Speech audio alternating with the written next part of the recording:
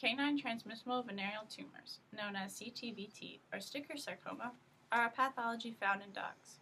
They're infectious tumors, generally on the genitalia, that are unique from other tumors in the way that are transmissible. They can be spread from dog to dog. These tumors are first discovered in the year 1876 by a Russian scientist, M.A. Novinsky. He discovered that the tumors he was observing were transmissible when he extracted the tumor from one dog and implanted it in another. The cancer cells grew in the second dog just as they had in the first. To this day, scientists have only discovered one other type of infectious cancer that is found in Tasmanian devils. Dr. Austin Burt, a current researcher of Ctvt, has proposed that when a Ctvt is transplanted into a new animal, it takes some of the new host mitochondria, which causes it to grow more quickly than it could with its old mitochondria. While there's still so much to learn about Ctvt, it is identified as the oldest known somatic cell line. It can most likely be tracked to a single wolf that developed it around 7,800 years ago to 78,000 years ago.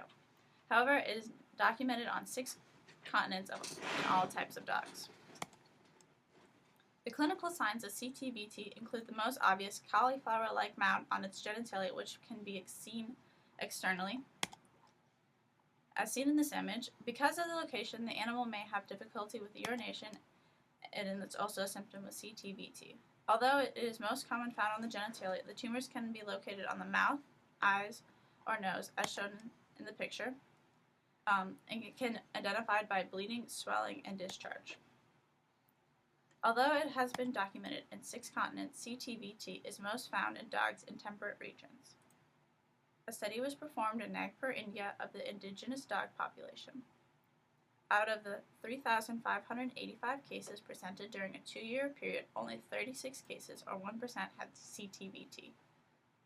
The most cases were recorded in the winter with 15, then the rainy season with 13, and finally in the summer with 8. Most cases were reported in nondescript dogs with 23 out of 36 cases.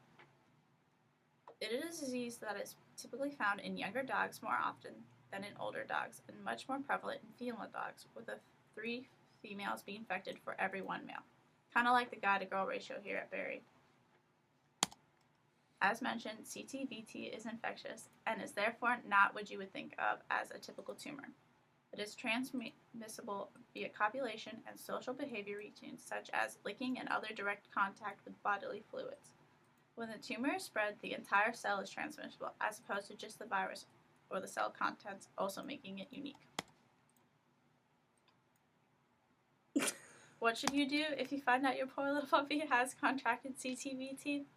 Currently, there are 3 methods of treatment: chemotherapy, radiation therapy, and surgery. Chemotherapy is the first treating method and is most common. Chemotherapy is usually successful, so the prognosis for complete remission is excellent. The most common agents used are vincristine, an inhibitor which binds tubulin dimers to stop microtubular assembly in the cell.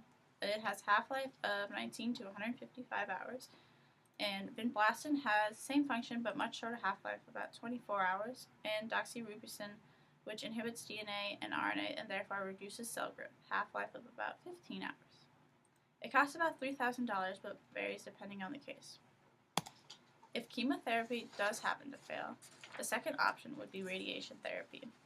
Although extremely effective, radiation is avoided if possible because of the added danger it brings and because of the large expense. It is twice as expensive as chemo at $6,000. Surgery is the third option, but is not very effective because of the location and nature of the tumors. And because the tumors are spreadable, surgery may not get rid of them all. The cycle of the tumor's growth occurs in 3 phases: the intense growth phase, the stable phase, and the regression phase. The intense growth phase lasts a few weeks and is obviously the phase where the tumor experiences most of its growth. Tumors become palpable at 10 to 20 days following experimental transfer. The tumor will double its size between 4 and 7 days and will have lost about half of its original cells. Next is the stable phase, where the tumor remains at its current size and is stabilized. The tumor is still growing a little, but the rate is much slower. It takes about 20 days to double its size, and the cell loss is greater, about 80 to 90%. The stable phase can last weeks, months, or the tumor may permanently stay in the stable phase. And finally is the regression phase where the tumor shrinks and the cells go back to their normal size, and it lasts about 10 to 12 weeks. If the Ctvt is not treated, however, it will not reach this phase. About 80% of Ctvt have this regression phase.